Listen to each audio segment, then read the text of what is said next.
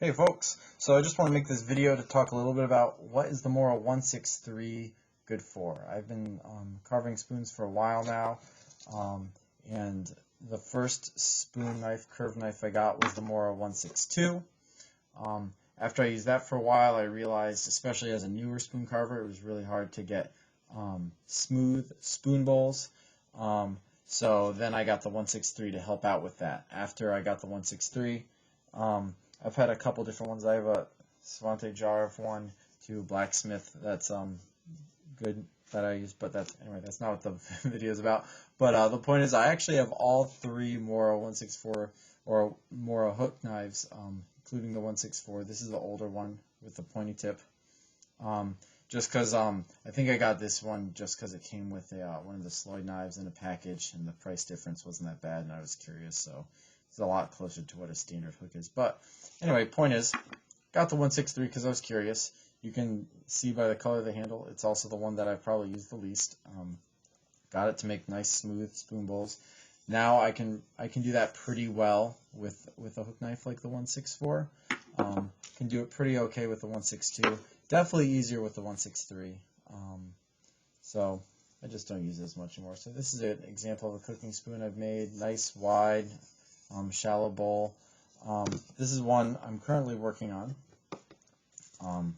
You can see there's a lot of marks in there right now. So I thought maybe now would be a good time to show how I would use this. Still do time to time, especially if I want a smooth bowl, but I've kind of moved on to like leaving texture in the bowl. Is the biggest reason I don't use it is I've just enjoyed leaving texture, like on this rice paddle.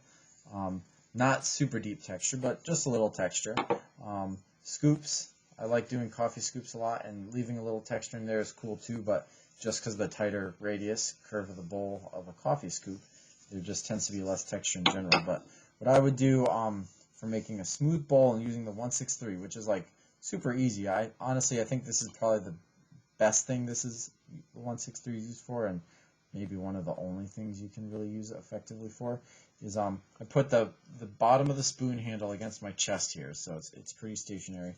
And then you can't grab the back because it's sharpened on both sides, which doesn't bother me, but if you're one of those people that really wants to support it with your finger, I mean, you could always, take a file to one side and really make it smooth, but you can put it to your chest.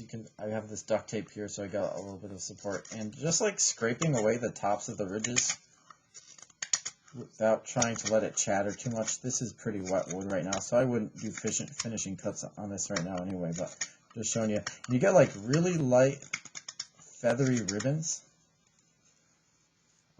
That's just you're cutting off basically the surface. So here's another good one. Just kind of like drag it down across. Grain orientation is super important when you're doing this. You can't just go all willy and all nilly. You got to make sure you're going definitely across the grain the right way, and it really smooths it out. It really does. See how light these cuts? These are like super light and feathery compared to all these like chunks that I've taken out already with the 162. Again, a really great thing that I like about this is you see these marks that get made up along the top of the bowl. Because this is so long, you can pretty much take whatever position you want and just like peel right across the top like that. And a few of those, and you can really blend all of those textured cuts right into each other. And the less pressure you apply, the more you'll just take off the tops. You can probably see how the blade is just so shallow that you can take off like the tops of multiple ridges of cuts, and once again, just such light cuts. Wood's a little definitely wetter than I'd normally be doing finishing cuts on, but just for demonstration purposes. So really great for blending it in. Honestly, I'm starting to remember right now why I used to use this more, because it's just so easy to smooth it out. I haven't been doing it just because I've been enjoying the textured cut, and I think I've kind of gotten away from that. I'm like pleasantly surprised. Look how light those cuts are though. And it's just such a smooth surface, and if you go to burnishing after this, I mean, I don't know. especially if you're a beginner. I think it's great. If you're a beginner on a budget, probably, I would just, you don't need this. I wouldn't spend money on just another, probably, I don't know what the term would be, specialty hook knife. I mean, hook knife with minimal purpose in its life, but I was curious, and I got it, and I was actually really happy with what it does. Double-sided, so the life, twice as long life if you use both sides. Definitely have to learn to wrangle it a little bit more because it's double-sided if you're not used to that. You just gotta get used to being aware. I'm used to it now, so it doesn't bother me at all. But so yeah, 163. That's what I use it for. Works really well.